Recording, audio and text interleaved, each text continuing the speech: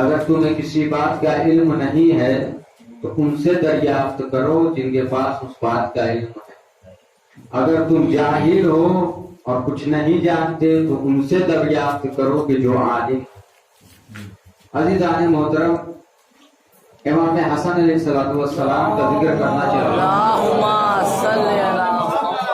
کیونکہ آج ان کے فرزند کی شہادت کی یاد منائی گئی، ان کے نام کا تابوت نکالا گیا، اس لیے چاہتا ہوں کہ باپ کے ذکر سے شروع کروں اور بیٹے کے مسائل کا اختتام کروں۔ امام حسن علیہ السلام کے بچپنے کا عالم ہے وہ حسن کے جس کے لیے رسول نے کبھی فرمایا کہ الحسن منی وانا منہ، کہ حسن مجھ سے ہے اور میں حسن سے ہوں۔ کبھی فرمایا کہ الحسن والحسین سیدہ شباب اہل الجنہ، کہ حسن اور حسین وہ ہیں کہ جو جنت کے جوانوں کے سردار ہیں۔ کبھی فرمایا کہ حسن اور حسین میرے دونوں بیٹے یہ ہر حالت میں امام ہے، چاہے بیٹھے رہے یا کھڑے رہے، یہ بیٹھے رہے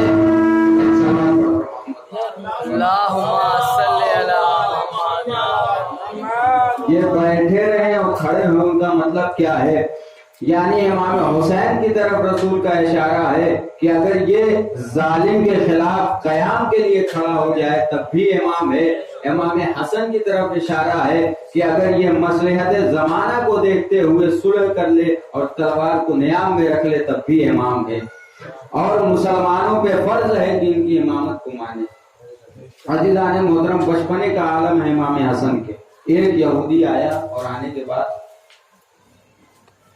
رسول کا انتقال ہو چکا ہے، اور دربار میں آنے کے بعد کچھ سوال کرتا ہے اسلام کو متعلق، اور جو درباری علماء تھے جو دربار میں بیٹھے ہوئے تھے جب وہ جواب نہ دے سکے تو اب ایک مرتبہ وہ یہودی اسلام کی برائی کرتا ہوا گلی کوچوں میں اعلان کرتا ہوا چلا کہ اسلام ایک ایسا مذہب ہے کہ جو اپنے متعلق جواب نہیں دے سکتا تو وہ دوسروں کو کیا تبلیغ کرے گا۔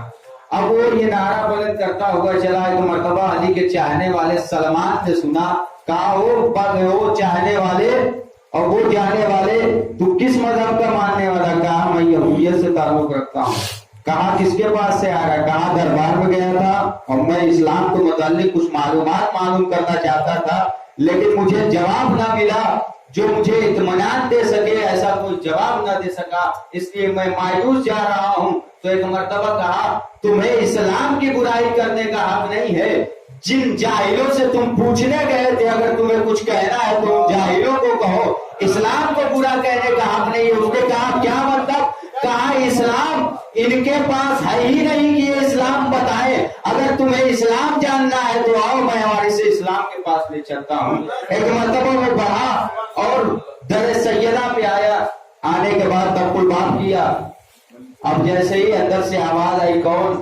ایک مرتبہ سلمان نے کہا بی بی میں آیا ہوں ایک یہودی کو لے کے، حلال مشکلات کی ضرورت ہے، مظہر عجائب کی ضرورت ہے، مولا مشکل کشا کی ضرورت ہے، اسے اسلام کے متعلق اطمینان بخش جواب چاہیے۔ ایک مرتبہ اندر سے آواز آئی کہ علی گھر میں نہیں ہے، علی باغ میں کام کرنے کے لیے گئے ہیں۔ ایک مرتبہ وہ لے کے باغ میں پہنچتا ہے اس یہودی شخص کو۔ ایک مرتبہ یہودی نے دیکھا کہ مولا کے پیروں میں گارا لگا ہوا ہے، بالوں میں دھول لٹی ہوئی ہے، ہاتھ میں پھاوڑا لیے کھڑے ہوئے ہیں، کندھے پہ رسی ہے اور کھیت میں اور باغات میں کام کر رہے۔ ایک مرتبہ دیکھ کے ہنسنے لگا، کہا وہ جو زرد اور برق لباس پہنے ہوئے بیٹھے تھے، جو بڑے بڑے امامے لگا کے بیٹھے تھے، وہ تو جواب دے نہ سکے، اور یہ ایک کھیت میں کام کرنے والے کے پاس تم لے آئے ہو، یہ ہمیں کیا جواب دے گا؟ ایک مرتبہ سلمان نے کہا آؤ تو صحیح، آؤ تو صحیح۔ ایک مرتبہ مولا کے قریب لے گئے، مولا کو طنز کرتے ہوئے کہتا ہے کہ آپ مجھے جواب دیں گے؟ ایک مرتبہ مولا مسکرائے، کہا میں نہیں، میرا بچہ ہے وہ تمہیں جواب دے گا۔ امام حسن کی طرف اشارہ کیا، ایک مرتبہ وہ اور ہنسنے لگا، کہا وہ نہ جواب دے پائے، آپ بھی جواب نہیں دے رہے، یہ بچہ جواب دے گا۔ ایک مرتبہ امام نے اس کی طرف دیکھا، کہا سن تو جواب سوال بتائے گا یا میں پہلے جواب دوں؟ اب جیسے ہی حسن نے کہا وہ اور ہنسنے لگا۔ ایک مرتبہ امام نے کہا کہ تمہارے 6 سوال ہیں اور پہلے سوال میں 3 سوال اور ہے۔ اب جیسے ہی امام نے بتانا شروع کیا، ایک مرتبہ سلمان سے کہتا ہے یہ تم کس کے در پہ لے آئے؟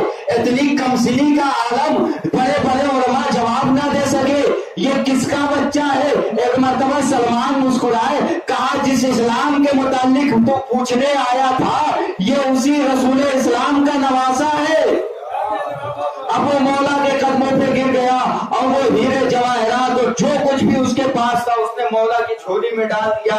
کہا مجھے اطمینان بخش جواب مل گیا، یہ آپ کا انعام ہے۔ ایک مرتبہ امام حسن نے باپ کی طرف دیکھا، علی نے اشارہ کیا، کہا یہ خیرات دو اور لے جا کے مدینے کے غریبوں میں تقسیم کر دو، لے جا کے مدینے کے غریبوں میں تقسیم کر دو۔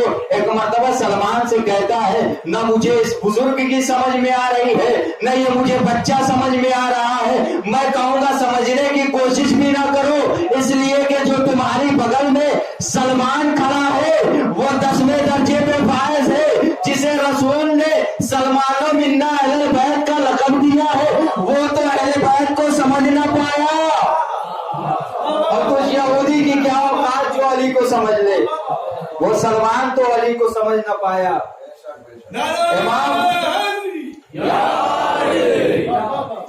امام علیہ السلام کے علم کا عالم دیکھیے، بچپنے کا عالم ہے، رسول کی گود میں بیٹھے ہوئے ہیں، 2 سال یا 3 سال تاریخ میں صرف جتنی عمر میں بچہ بولنا سیکھ جاتا ہے، کچھ بول لے، بس اتنی عمر ہے۔ دیکھیے امامت کے لیے عمر کی قید نہیں ہے، رہبری کے لیے عمر کی قید نہیں ہے۔ جو رہبر ہوتا ہے وہ منصوص من اللہ ہوتا ہے اور اللہ اسے ساری قوتیں اور طاقتیں دے کے بھیجتا ہے۔ اگر یقین نہ آئے تو اللہ کے رسول جناب عیسیٰ کا واقعہ قرآن میں دیکھو کہ جب آنے کے بعد ان کی ماں پہ لوگوں نے انگلی اٹھائی کہ معاذ اللہ یہ بد کردار ہے، شادی ہوئی نہیں، بچہ آیا کہاں سے؟ اب 3 دن کے عیسیٰ نے اپنی ماں کی عصمت کی گواہی دی ہے، تو جو فخر عیسیٰ ہے، جو فخر عیسیٰ ہے، اگر وہ 3 سال کی عمر میں لوگوں کی مشکلات حل کرے تو تعجب کیا ہے؟ آنے والا کہتا ہے اچھا بتائیے حالت حج میں اگر کوئی شکار کر لے تو اس کا کفارہ کیا ہے؟ ایک مرتبہ امام حسن نانا کی گود میں جا کے بیٹھ گئے، تاریخ کہتی ہے نانا کی طرف سر اٹھا کے کہا نانا ان کا سوال ان سے کہیے ادھورا ہے۔ کہا ان کا سوال ہی ادھورا ہے، انہوں نے صرف یہ پوچھا کہ حالت حج میں اگر کوئی احرام کی حالت میں شکار کر لے تو کفارہ کیا ہے؟ ان سے کہیے اپنا سوال پورا کرے کہ احرام جو باندھا تھا وہ حج کا احرام تھا یا عمرے کا تھا؟ جو شکار کیا ہے وہ انڈا دینے والا جانور تھا یا بچہ دینے والا؟ جو شکار کیا ہے وہ دریا کا جانور تھا یا خشکی کا جانور تھا؟ جو شکار کیا ہے شکار کرنے والا غلام تھا یا آزاد تھا؟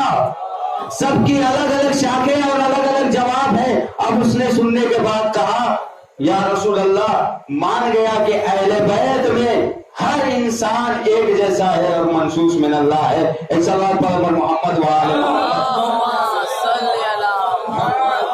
حسن علیہ السلام، یہ ان کے علم کا بچپنے میں عالم ہے، ان کا اخلاق، کردار اور ان کی سخاوت کا عالم کیا ہے؟ امیر شام کا زمانہ، اور اس نے آ کے دیکھا کہ مدینے میں دسترخوان چل رہا۔ ایک مرتبہ اس نے تعجب سے لوگوں سے پوچھنا شروع کیا کہ ہم نے ان سے اہل بیت سے سب کچھ چھین لیا، باغ فدق تک تو چھین لیا، ان کے پاس اب کوئی کمائی کا ذریعہ نہیں ہے، لیکن جب بھی میں آتا ہوں مدینے حسن کا دسترخوان لگا ہوا ہوتا ہے اور ہزار لوگ اس پہ کھانا تناول کر رہے ہوتے ہیں۔ اب ایک چاہنے والا آیا، آنے کے بعد مولا کے دسترخوان پہ کھانا کھانے لگا۔ تاریخ لکھتی ہے کہ اس کی عمر 104 برس کی تھی اس بزرگ کی۔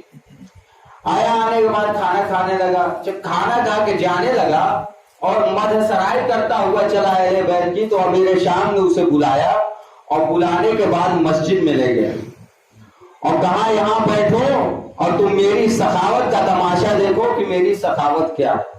اب امیر شام نے بیت المال سے خزانے لٹانا شروع کیے، جو آتا ہے اسے خزانے دیتا جا رہا ہے، خزانے دیتا جا رہا ہے۔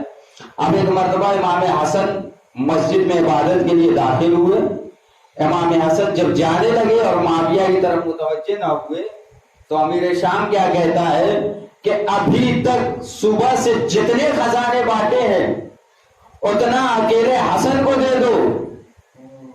یہ دنیا کے بادشاہ سمجھتے ہیں کہ ہم اہل بیت کو دولتوں کے ذریعے خرید سکتے ہیں اور جب چاہے دولتوں کے ذریعے انہیں مار سکتے ہیں، لیکن انہیں پتہ ہی نہیں ہے اہل بیت کس بلندی کے حامل ہے۔ اب جیسے ہی اس نے کہا کہ اتنا مال حسن کو دے دو، اور جب امام حسن کی خدمت میں وہ مال پیش کیا گیا تو اس نے بڑے فخر سے کہا کہ میں ہندا کا بیٹا ہوں۔ ہندا دشمن اسلام، دشمن شریعت، دشمن رسول، جس نے جناب حمزہ کا کلیجہ چبایا، کہا میں ہندا کا بیٹا ہوں۔ اب ایک مرتبہ امام کو جلال آیا، امام نے اس بزرگ کی طرف دیکھا جو ابھی دسترخوان سے کھانا کھا کے آیا تھا، امام کا چاہنے والا، فقیر تھا، غریب تھا۔ ایک مرتبہ امام نے اس کی طرف دیکھا، کہا یہ سارا مال لے جاؤ، میں تمہیں حوالے کر رہا ہوں۔ اب امام نے اس کو مال دینے کے بعد یزید کی طرف دیکھا، کہا دیکھو بیت المال پہ سخاوت دکھا کے تم یہ کہہ رہے ہو کہ یہ میں ہندا کا بیٹا ہوں، یہ کوئی سخاوت نہیں ہے، اپنے مال میں سخاوت دکھاؤ، اپنے مال میں سخاوت دکھاؤ تو کوئی بات ہے۔ اب امام نے اسے مال دے کے کہا کہ میں فاطمہ کا بیٹا ہوں۔ امام نے سارا مال اسے دے دیا۔ اب اسی مسجد میں ایک چاہنے والا نئی جوتی لے کے آتا ہے، آنے ایک بات کہتا ہے مولا میں نے یہ نظر کی تھی کہ اگر میرے اولاد ہوگی تو میں آپ کو کچھ تحفے میں پیش کروں گا، مولا میری یہی حیثیت ہے، میں ایک نئی نالین اور نئی جوتی آپ کے لیے لے کے آیا، نئی جوتی لے کے آیا ہوں۔ امام کے پیروں میں اس نے جوتی پہنائی اور امام کی مدح کرنے لگا۔ پھر معاویہ سے رہا نہ گیا، ایک مرتبہ کہا حاکم میں ہوں، دولت میرے پاس ہے، خزانے میرے پاس ہے، لوگوں کی مدد میں کر رہا ہوں، تم حسن کی مدد کر رہے ہو، تم حسن کی تعریف کر رہے ہو، مجھ سے مانگو میں تمہیں عطا کروں گا، جو مانگنا ہے مجھ سے مانگو۔ اب اس نے کہا کہ دیکھو میں دنیا سے جانے والا ہوں، دو سوال ہے، دو حاجتیں ہیں، اگر پوری کر دو تو میں تمہیں امیر ماننے کے لیے تیار ہوں۔ اس نے کہا کہ سب سے اچھی چیز جو دنیا میں ہوتی ہے وہ جوانی ہوتی ہے، اگر تمہارے اختیار میں ہے تو میری جوانی پلٹا دو۔ اب اس نے کہا یہ میرے اختیار میں نہیں ہے، یہ میرے اختیار میں نہیں ہے، کچھ اور مانگو، مال دنیا میں سے مانگو، میں تمہیں عطا کروں گا۔ اس نے کہا نہیں مجھے مال دنیا نہیں چاہیے۔ اچھا ٹھیک ہے تمہیں مال دنیا نہیں چاہیے تو بتاؤ آخرت میں کیا چاہیے؟ کہا ہر انسان کی آخری تمنا یہی ہوتی ہے کہ جب وہ مر جائے، دنیا سے جائے تو اسے جنت نصیب ہو۔ اگر تم اپنے آپ کو وارث رسول کہتے ہو اور امیر المومنین امیر المسلمین مانتے ہو اور کہتے ہو تو مجھے جنت کا پروانہ دے دو۔ اب اس نے کہا یہ بھی میرے بس میں نہیں ہے۔ اس نے کہا پھر تو نے مجھے بلایا کیوں ہے؟ مجھے اس کے پاس جانے دے جو اگر دنیا لٹانے پہ آئے تو خزانے کے دہانے کھول دیا کرتا ہے، اگر جنت و جہنم کی بات آئے تو اپنے چاہنے والوں کو جنت کا پروانہ ہاتھ میں دے دیا کرتا ہے۔